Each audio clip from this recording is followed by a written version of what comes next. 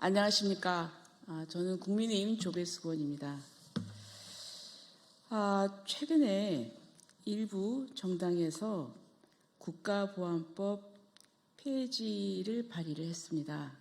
그런데 지금 굉장히 저는 위험한 시도라고 생각합니다. 지금 현재 간첩이 활개치고 있고 이런 상황에서 국가보안법을 폐지한다는 것은 우리 안보를 허물어뜨리는 이 자살행위나 마찬가지입니다. 이제 여기에서 우리 젊은 이 시국에 행동하는 대학연합, 이제 줄여서 시대연이라고 하는데요. 우리 젊은이들, 대학생 젊은이들이 이 심각성을 인지하고 여기에 대해서 이것을 반대하는 성명을 준비를 했습니다. 오신 분들을 소개하겠습니다. 이 시대연의 대표인 중앙대학교 첨단영상대학원의 이승재 대표님, 단국대학교의 조직강화본부장인 이운찬 본부장님, 그리고 또 숭실대학교에 다니시네요.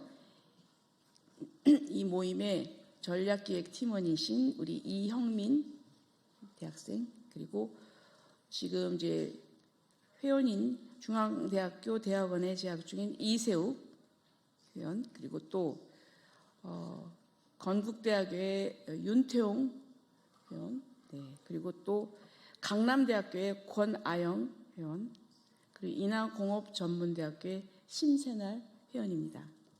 자, 그러면 이승재 대표님께서 먼저 성명서를 낭독 시작하겠습니다.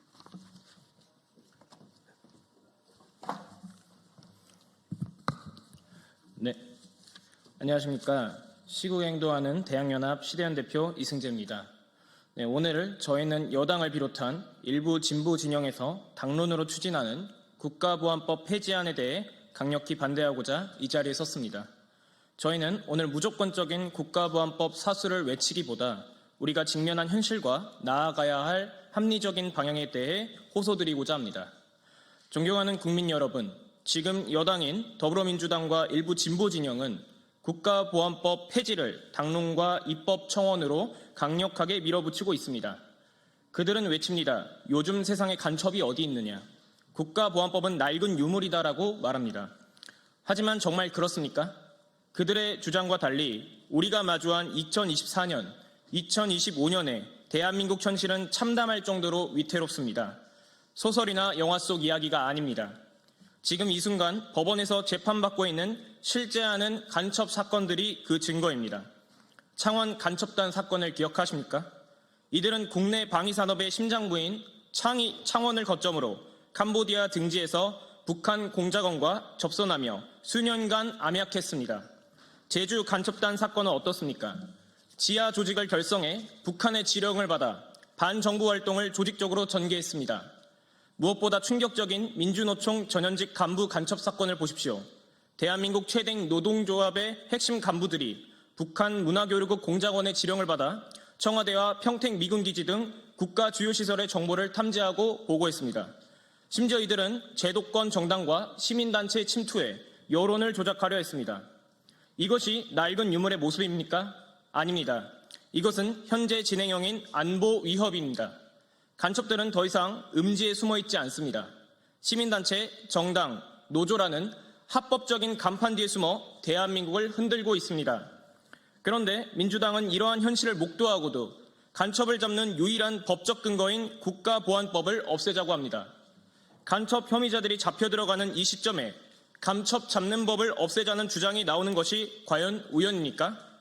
저희는 이를 책임있는 공당의 자세가 아닌 대한민국 체제 수호 의무를 벌인 직무유기라고 규정합니다. 물론 저희도 국가보안법의 어두운 과거를 부정하지 않습니다. 과거 권위주의 시절 이 법이 오남용되어 무고한 피해자를 낳았던 아픈 역사가 있었습니다.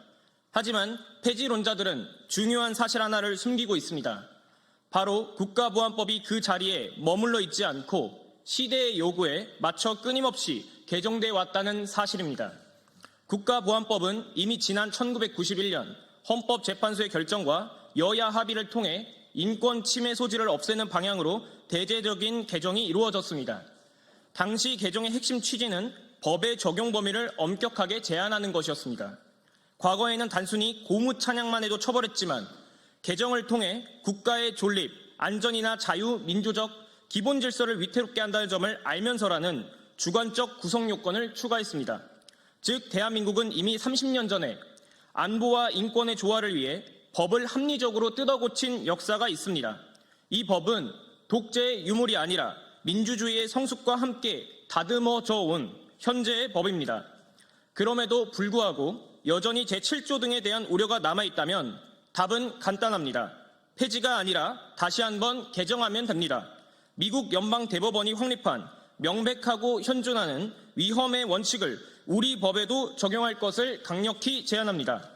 즉, 단순히 북한을 칭송하는 말 한마디 했다고 처벌하는 것이 아니라 그 행위가 대한민국의 존립과 안전에 명백하고도 구체적인 위험을 초래할 경우에만 처벌하도록 법을 엄격하게 개정하자는 것입니다.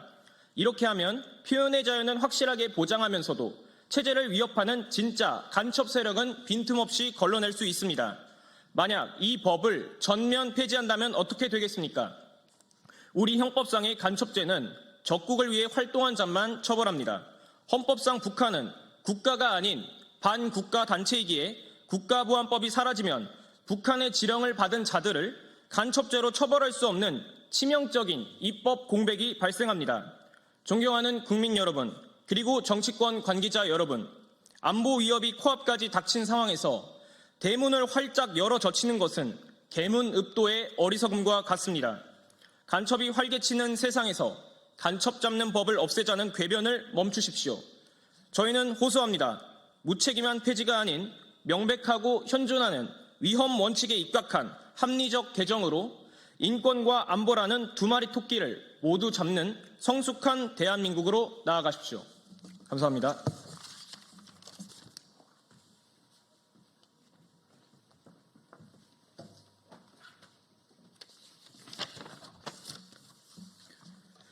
존경하는 국민 여러분, 그리고 이 자리에 함께한 모든 분들, 저는 오늘 국가보안법 폐지 논의가 왜 다시 한번 깊이 재고되어야 하는가를 말씀드리고자 이 자리에 섰습니다.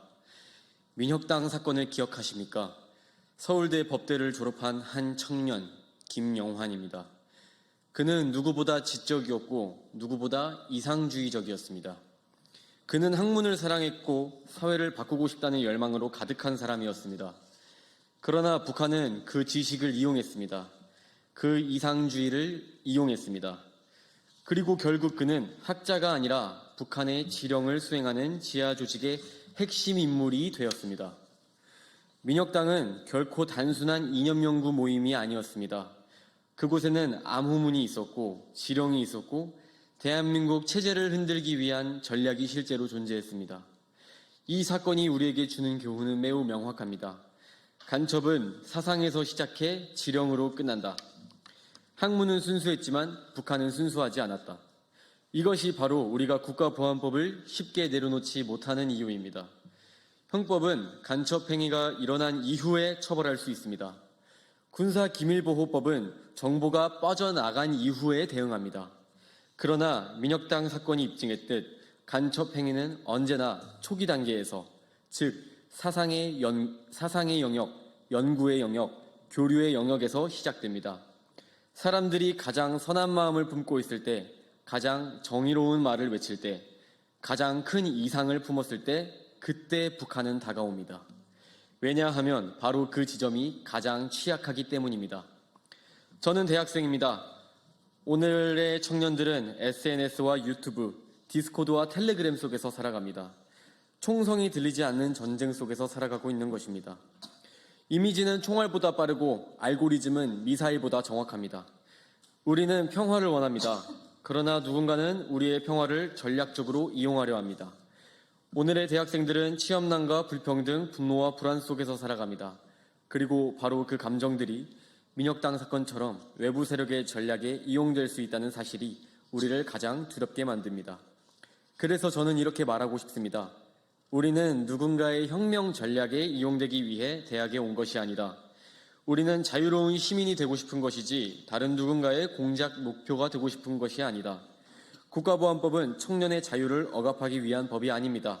오히려 청년의 지식과 이상과 순수함을 악용하려는 세력으로부터 지키기 위한 최소한의 방패입니다. 민혁당의 비극을 잊는다면 우리는 똑같은 길을 걸을 것입니다. 그러나 기억한다면 우리는 지킬 수 있을 겁니다. 우리의 자유를, 우리의 민주주의를, 그리고 우리 청년의 미래를. 국가보안법 폐지는 단순히 하나의 법률을 없애는 문제가 아닙니다. 대한민국의 젊은 세대가 외부의 공작과 선동으로부터 스스로를 지킬 수 있는가의 문제입니다. 저는 오늘 그 자유를 지키기 위해 이 자리에 섰습니다. 그리고 그 자유를 지키기 위해 국가보안법 폐지에 반대합니다. 감사합니다.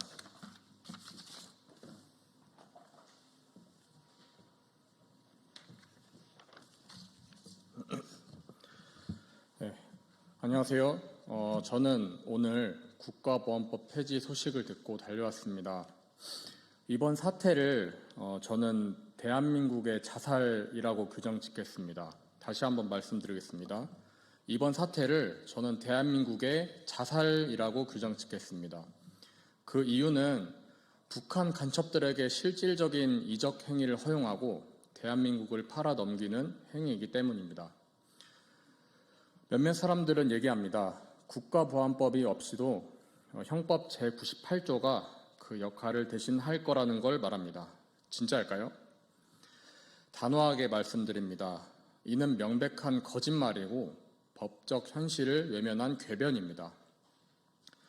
그 형법 제98조 간첩죄는 오직 적국을 위해 간첩 행위를 한 자만 처벌합니다. 그러나 오늘 형법상 북한은 국가가 아니라 반국가 괴뢰 집단입니다. 즉, 형법상 적국이 아닙니다.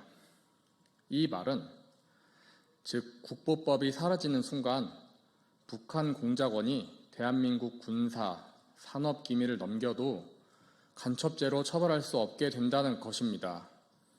법정에서 판사가 이렇게 판결할 것입니다. 물론 조금 과장이 있을 수는 있겠는데, 피고인이 기밀을 넘긴 대상은 북한입니다. 북한은 형법상 적국이 아니므로 간첩죄로 처벌할 수 없습니다. 그러므로 무죄를 선고합니다. 땅땅땅. 어떻습니까? 이것은 대간첩 무죄 시대를 여는 행동입니다. 다른 나라를 위해 간첩질하면 처벌받는데 우리의 주적인 북한을 위해 간첩질하면 처벌받지 않는 이 기가 막힌 모순을 어떻게 감당하시겠습니까? 북한은 법원 전산망을 해킹하고 오물풍선을 던지며 적대적 두 국가를 선언했습니다. 적은 칼을 들고 담을 넘는데 우리는 평화의 시대라며 빗장을 풀면 되겠습니까? 간첩을 자유롭게 풀어주는 게 진정한 자유이고 인권이고 평화입니까? 국민의 생명을 볼모로 한 이 무책임한 도박을 멈추십시오. 저희는 대한민국을 무장해제시키는 이 국가보안법 폐지에 대해 강력하게 반대합니다. 감사합니다.